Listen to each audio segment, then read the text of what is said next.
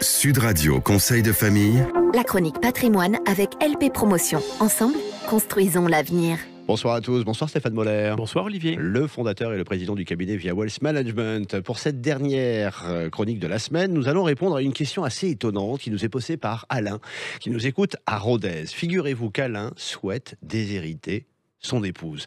Voilà une étrange question. J'imagine que il arrive qu'on vous la pose, Stéphane. Quel conseil peut-on donner à Alain ? Alain, oui, c'est toujours une question délicate, mais pourtant très fréquente de la part de nos clients. Il y a en effet plusieurs situations patrimoniales pour lesquelles cette question peut être posée. 1. Le cas où je dispose de biens propres dont je souhaite que mes enfants héritent directement. 2. Le cas d'une famille recomposée pour laquelle il n'est pas souhaitable que la nouvelle épouse, ou le nouveau mari d'ailleurs, hérite des biens du défunt.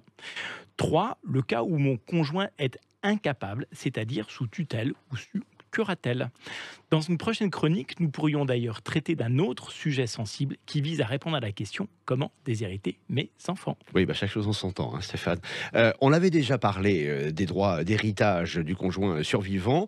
Ils ont beaucoup évolué ces dernières années. Il y a encore peu de temps, le conjoint survivant ne pouvait hériter qu'en l'absence d'autres héritiers, Stéphane. Et ça a évolué. Oui, mais aujourd'hui, le conjoint survivant a désormais le statut dit d'héritier légal. Il est donc possible de réduire sa part de succession au minimum. Peut-il être pour autant totalement déshérité ? Eh bien, tout va dépendre de deux facteurs. 1, de l'existence ou non d'enfants au sein du couple et évidemment du régime matrimonial. C'est-à-dire, expliquez-nous. Alors, en cas de mariage sans enfant, le conjoint survivant ne peut être complètement déshérité, mais sa part peut être fortement réduite par testament.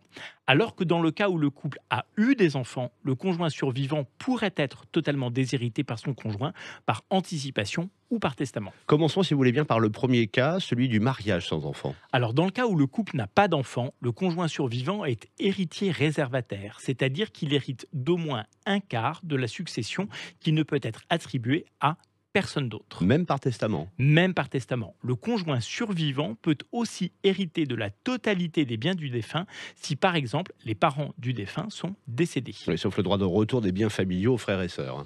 Également, si l'un ou l'autre des deux parents est décédé, le conjoint survivant hérite du tiers ou des 3/4 de la succession. Le reste peut alors être attribué à une tierce personne prévue par testament. Le conjoint peut donc réduire la part du conjoint survivant au minimum légal, soit un quart de la succession. Mais que se passe-t-il maintenant si le couple a eu des enfants ? Alors le conjoint survivant perd son statut d'héritier légal et il n'est plus réservataire.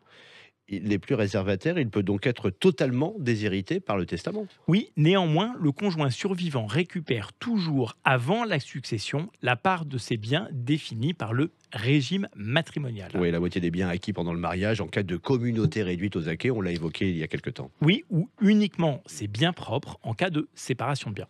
Voilà qui est très clair. Merci Stéphane. Alain, prenez le temps tout de même de la réflexion et puis réécoutez cette chronique en podcast, sudradio.fr. On se retrouve lundi. À lundi, Olivier. Très bon week-end à toutes et à tous. C'était Sud Radio Conseil de famille. La chronique patrimoine avec LP Promotion. Ensemble, construisons l'avenir.